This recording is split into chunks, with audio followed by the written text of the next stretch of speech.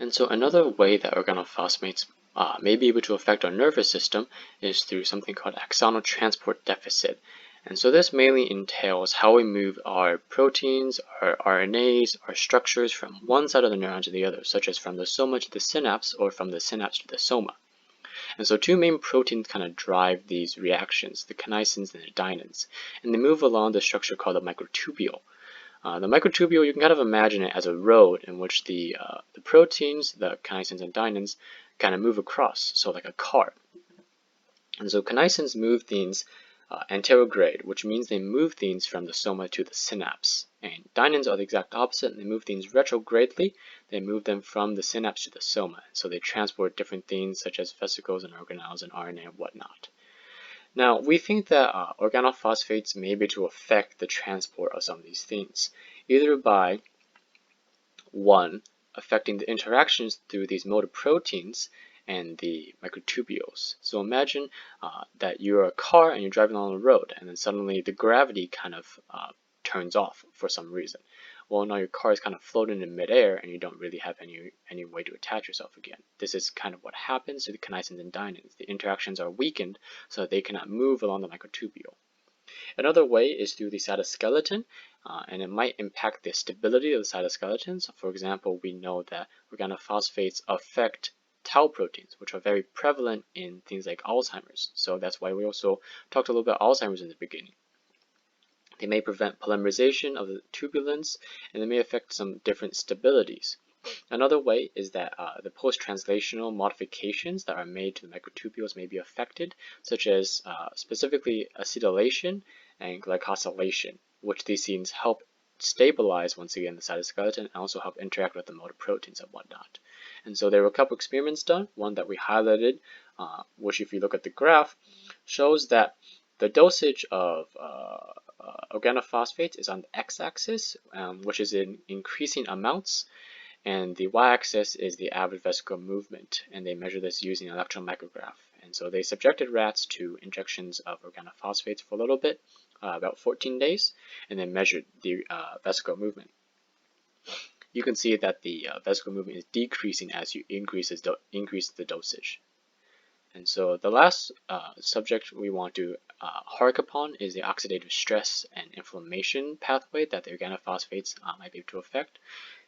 And so we know that in our cells that reactive oxygen species, or RSs, are very impactful, and they cause things like lipid peroxidation, DNA damage. They cause inflammations through astrocytes and microglia overreacting, and they produce these reactive cytokines and whatnots. In addition to all of that, we see that the excess acetylcholine that we mentioned about earlier in the top section can also help recruit the glutamate pathway, which recruits the NMDA receptors, causing generation of excess RRSs, and so this leads to more and more damage. This also creates an issue in the mitochondria, where the mitochondria is very sensitive to RRSs. In fact, a little bit of RRSs goes a long way. It increases the calcium concentration in the mitochondria, throwing off the entire internal workings of the mitochondria. One of the ways we see this is in the electron transport chain, in which all four complexes of the electron transport chain is affected by RRSs and also organophosphates. And so therefore, we cannot produce as much ATP as we normally would. Another byproduct is that organophosphates are also a little bit epileptic or seizure inducing. And so an ironic feedback loop is that our mitochondria are not able to produce ATP, in which ATP is needed for seizures to occur because it's an excessive stimulation of the muscle contractions in our body.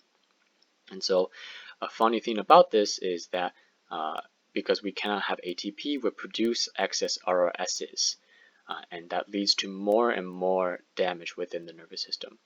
And if you look at the little pictures on the bottom of the oxidative stress section, we see that the top two are of regular mitochondria, and so you can kind of see the faint outlines. I know the picture is a little bit small, but you can see a little outline of the mitochondria. And the bottom four pictures show membrane blebbing. If you look at the middle row, the right-hand side, there's darker spots, which is where the membrane is blebbing, which is a toxic side effect. And so we do not want that. We also see things like chromatin condensation. If you look at the bottom row, the right-hand side, you see the chromatin in darker areas condensing when it's not supposed to, and you see that the we can't really see in the picture, but the mitochondrial cristae is kind of leaving the mitochondria, and so those are adverse effects. And finally, we just want to talk a little bit about why this all was important. And so we may have had a transformation of the agriculture business by the invention of pesticides. As we mentioned earlier, crops were kind of being terrorized by insects and by animals, rodents, and what have you. And so that we lost about 33% of all crops because of this. And pesticides have dramatically increased our yield, but we have started relying on them a little bit too much, such that we have created runoffs of this pesticide into our drinks, into our foods, by infecting the lakes and streams, and also the animals that eat the byproducts of these pesticides. And so because of that, we're starting to see a downstream effect where a lot of our friends, our family, and the people who eat these contaminated foods have these different mechanisms of actions that we talked about. The gene expressions, acetylcholine esterase inhibitions, oxidative stress, the axonal transport deficits, and neurological autoimmunity. All these effects are detrimental, and they cause us to have reason for curbing our pesticide usage and for maybe tracking a little bit harder how we have created an environmental disruption within us and also a neurobiological disruption within us.